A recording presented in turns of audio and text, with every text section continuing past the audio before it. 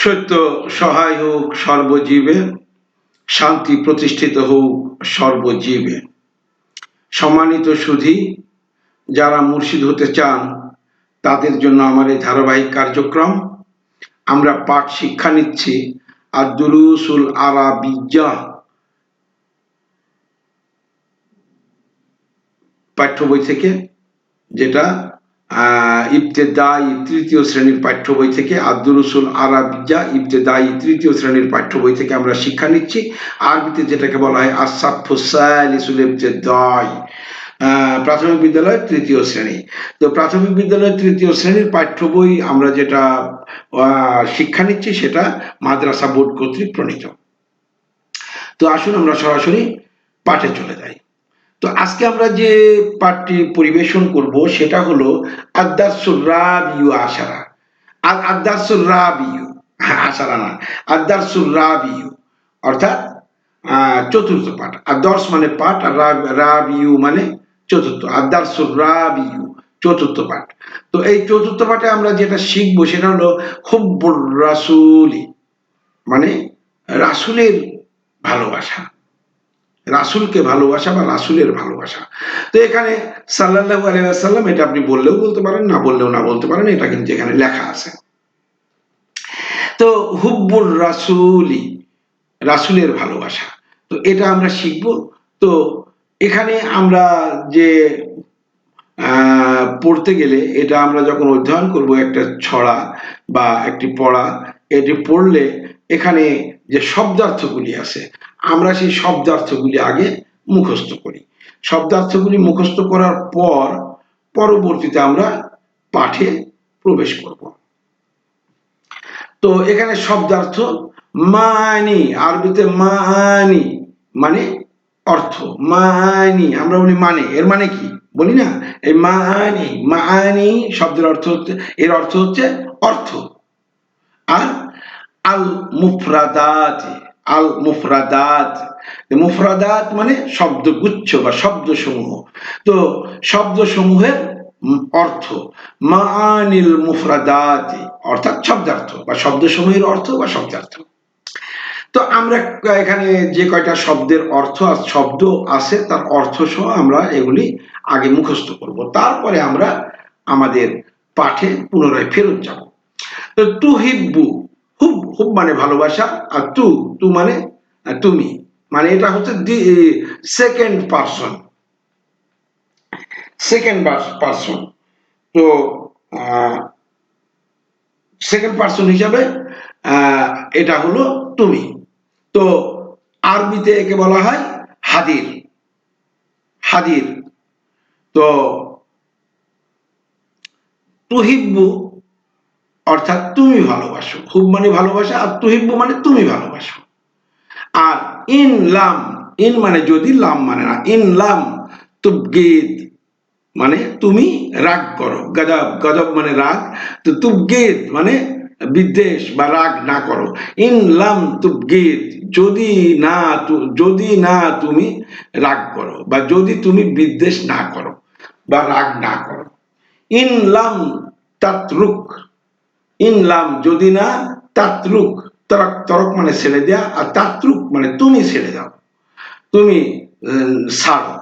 তো ইন লাম তাতরুক যদি না তুমি ছেড়ে দাও বা যদি না তুমি ছাড়ো।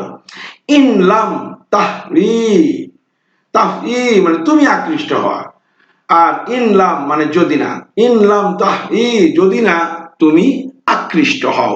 নাহজুন মানে পন্থা, নাহজুন মানে পন্থা। বিল হুসনা মানে উত্তম, উত্তমতা দ্বারা বা সুন্দর দ্বারা। বিল হুসনা উত্তমতা দ্বারা বা সুন্দর দ্বারা বা উত্তম ব্যবহার। খুতাহু মানে তার পথ, খুতাহু তার পথ। আল ইখলাস আন্তরিকতা, আল ইখলাস আন্তরিকতা।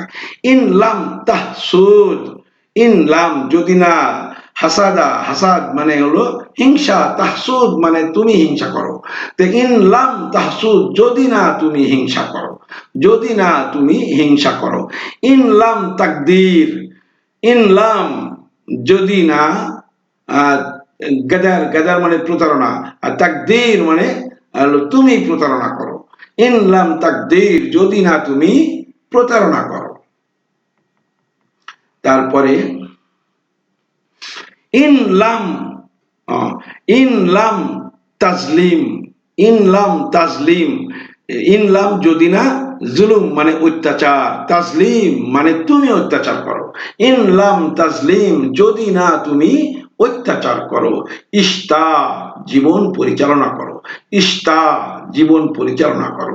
তু আমিলু, আমল, আমল মানে হচ্ছে কাজ, আমল মানে কাজ। তু আমিলু মানে কাজ করো বা আচরণ করো। ইনলাম তাখশা, ইনলাম যদি না, খাসা, খাসা মানে ভয়, তাখশা মানে তুমি ভয় করো। ইনলাম তাখশা, যদি না ভয় তুমি ভয় করো। ইনলাম তাহজুর, যদি না তুমি পরিত্যাগ করো। যদি তাহজুর মানে হজুর মানে হিজর মানে হুজর মানে পরিত্যাগ করা, আর তাহজুর মানে তুমি পরিত্যাগ করো। ইনলাম তাহজুর, যদি না তুমি পরিত্যাগ করো। ইনলাম তাকজিব, কাজাব, কাজাব মানে মিথ্যা। ইনলাম যদি না, তাকজিব মানে তুমি মিথ্যা বলো, যদি না তুমি মিথ্যা বলো। তাতাকাওয়াল, তাতাকাওয়াল মানে তুমি বেশি কথা বলো। তাতাকাওয়াল তুমি বেশি কথা বলো। লি আজলিন কারণে, লি আজলিন কারণে। তো আমাদের পাঠ আজকের মতো এ পর্যন্তই। এরপরে আমরা মোটামুটি চলে যাব উপরের মূল পাঠে। আমরা শব্দার্থগুলি সুন্দর করে মুখস্থ করব। আগেরগুলি হয়তো আপনারা মুখস্থ করেছেন সুন্দরভাবে, এবং পরেরটুকু সুন্দরভাবে মুখস্থ করবেন। তো এখন আবার বলি, কেন আমরা এটা শিখছি। এর মুখ্য উদ্দেশ্য হচ্ছে, আমাদের সম্মুখে কিন্তু বর্তমানে 1400 বছর পূর্বে যেই কোরআন এসেছিল, সেই পবিত্র কোরআনের মধ্যে, কোরআন দ্বারা হযরত মুহাম্মদ সাল্লাল্লাহু আলাইহি ওয়াসাল্লাম বিশ্ব শান্তির জন্য, ইসলাম মানে শান্তি, তো বিশ্ব শান্তির জন্য যে নীতিমালাগুলি প্রয়োগ করেছিলেন তা কোরআনের মধ্যে আছে। কিন্তু রাসূল ইন্তেকালের 200 বছর 250 বছর পর একটি পক্ষ ইমাম বংশকে হত্যার মধ্য দিয়ে আস্তে আস্তে এসে 200-250 বছর পর একটি পক্ষ তারা হাদিস আবিষ্কার করলেন। এই হাদিস আবিষ্কার করে তারা হাদিস দ্বারা ইসলামকে বাস্তবায়ন করতে গেলেন। আসলে কোরআনে যা আছে আর হাদিসে যা আছে, এ দুটি কি এক? দুটি কি ঠিক? আসলে হাদিস এবং কোরআন, এরা বলতেছে কোরআন বুঝতে গেলে হাদিস ছাড়া কোরআন বোঝা যাবে না, শুধু কোরআন নিয়ে যদি আপনি বুঝতে চান তাহলে আপনার ঈমান নষ্ট হয়ে যাবে। এরকম কথাও আমি শুনেছি। সেরকম একটি ভিডিও আমার কাছে আছে, যিনি একজন শায়ক, তিনি বলতেছেন যে একজন আলেম, মানে কথিত আলেম, কথিত আলেম, তিনি বলতেছেন যে হাদিস বাদ দিয়ে যদি শুধু কোরআন দ্বারা ইসলাম বুঝতে যাওয়া যায় বা ইসলাম বাস্তবায়ন করতে যাওয়া যায়, তাহলে মানুষের ঈমান নষ্ট হয়ে যাবে। কিন্তু কোরআন কি বলেছে? এই কোরআন দিয়েই আপনাকে সবকিছুর জবাব করতে হবে, কোরআন দিয়েই আপনাকে সকল ইবাদত করতে হবে, এবং কোরআনের আঙ্গিকেই আপনাকে প্রশ্ন করা, কাল হাসরের মধ্যে প্রশ্ন করা হবে, এবং কোরআন দিয়েই আপনাকে সবকিছু করতে হবে। শান্তি প্রতিষ্ঠার জন্য কোরআন ছাড়া আর কোনো গত্যন্তর নাই। অতএব যারা 250 বছর পরে হাদিস আবিষ্কার করলেন, তো হাদিস কি বলেছে আর কোরআন কি বলেছে? আচ্ছা, কোরআনের যে অনুবাদ হয়েছে, এই অনুবাদগুলি কি সঠিক? আরবিতে যাহা আছে, অনুবাদের সময় যা করা হয়েছে, সে অনুবাদ কি সঠিক আছে? যদি অনুবাদটা সঠিক না থাকে, যদি অনুবাদটা বেঠিক হয়, তাহলে আপনি আরবিতে যাই থাক, আপনি তো বেঠিক অর্থ দ্বারা বেঠিক সূত্র নিয়ে চলতেছেন, তাহলে তো আপনি ইসলাম প্রতিষ্ঠা করতে পারলেন না, বা আপনি নিজে ইসলামের ছায়াতলে যেতে পারলেন না। তাহলে আপনাকে সঠিক অর্থটা জানতে হবে, আর এই সঠিক অর্থটা জানার পর, জানলেই তখন আপনি বুঝতে পারবেন যে আসলে ইসলামের জন্য সঠিকটা কি।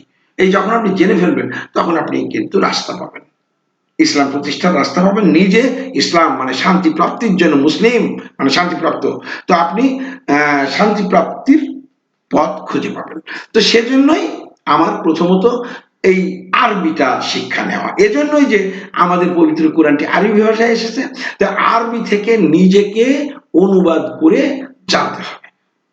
নিজেকে অনুবাদ করা জানতে হবে এবং নিজেকে অর্থগুলি জানতে হবে। তা না হলে এক এক পক্ষ, এক এক এক এক দল এক এক রকম ভাবে অনুবাদ করে রেখেছে তাদের মতবাদকে উপস্থাপন করার জন্য। তা আমরা কারোর মতবাদ নিতে চাই না, আমরা নিজেরা কোরআন বুঝতে চাই। আর সে লক্ষ্য নিয়েই আমার এই প্রচেষ্টা। আশা করি একজন ব্যক্তি যদি আমার সাথে থেকে এই পূর্ণাঙ্গ ক্লাসটি 4 বছর, আমাদের কোর্স 4 বছর, তার মধ্যে 3 মাস চলতেছে, তো 4 বছরের কোর্স। এই 4 বছর পরে আপনি 1 বছর পরে এই কোরআন আরবি থেকে ট্রান্সলেট মোটামুটি করা শিখে ফেলবেন, আমি বিশ্বাস করি। তো 4 বছরের মধ্যে আমরা পূর্ণাঙ্গ কোরআনের মূল আত্মদর্শন, ইসলাম প্রতিষ্ঠার মূল কার্যক্রম, মূল বিষয় আমরা জানবো, এই উদ্দেশ্য নিয়ে আমার এই পথ চলা। তো আশা করি সে পর্যন্ত আমার সাথে থাকবেন।